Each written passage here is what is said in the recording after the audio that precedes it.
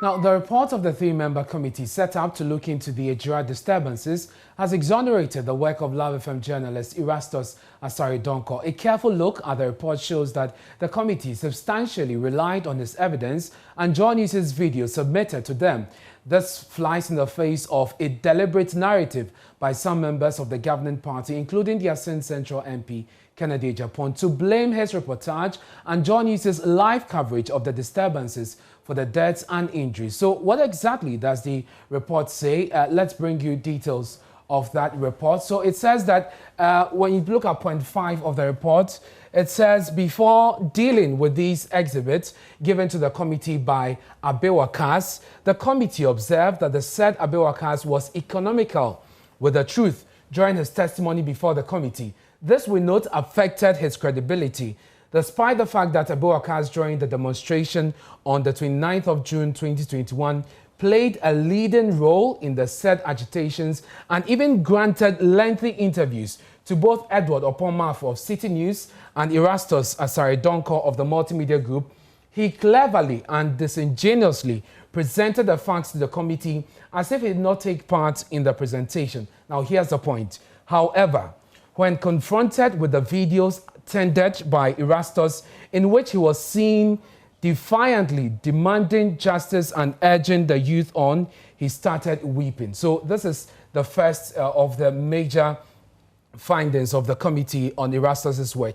14 says, evidence before us that is Exhibit B series and F series tendered by both Reastus Asare Donkor and Edward Oponmafo of City News, and these exhibits are the videos, clearly shows that the burial of the deceased Kaka was without any violence until the arrival of the police route vehicle at the cemetery.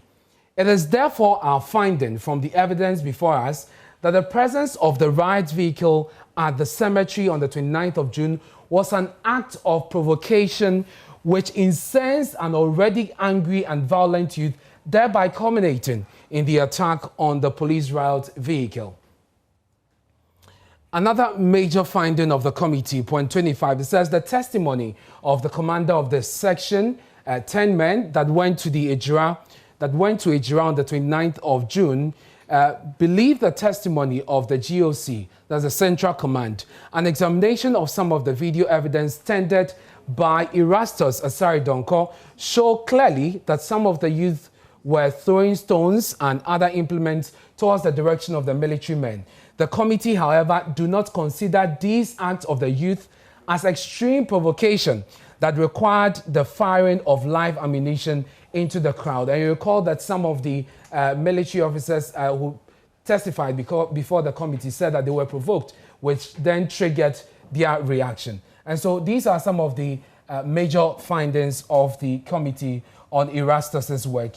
But then let's look a bit at some of the recommendations of the committee as far as this report is concerned. So it says that the committee recommends adequate compensation for the families of the two deceased persons, namely Abdul Nasir Yusuf and Mutala Suraj Mohammed. Adequate compensation also be paid to other injured persons, namely Louis Aipa, 20 years, Awal Misbiu, 16, and Nasif Nuhu, 30 years. These are the names known to the committee, and we'll hear the reaction of the family to this recommendation. It also recommends that the immediate transfer of the District Police Commander of Ejura, DSP Philip Kojo Hammond, first for his incompetence in handling the situation, for the fact that his relationship with the committee seems to have, with the community, seems to have been damaged beyond repair. They also recommend that the structural expansion of the Ejura police station and an increase in personnel of the unit.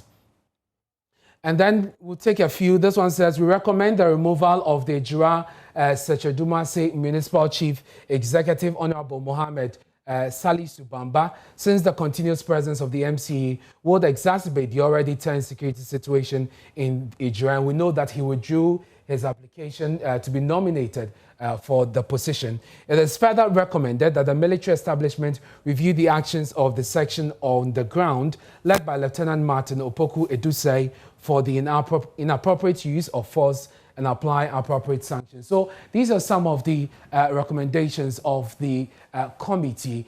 Meanwhile, the family of Kaka has described the report as nebulous and politically engineered. Nafui Mohammed, who speaks for them, starts by reacting to the finding that a family feud may have led to the death of Kaka.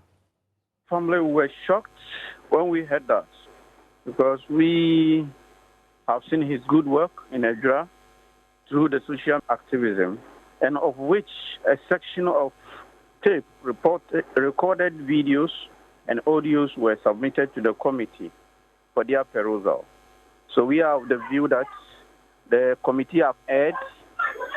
They have not gone, or they have not done their work according to the framework set, because their main emphasis is to envisage what really happened on the 29th of June. But they said our case regarding Kaka's investigation is a criminal case.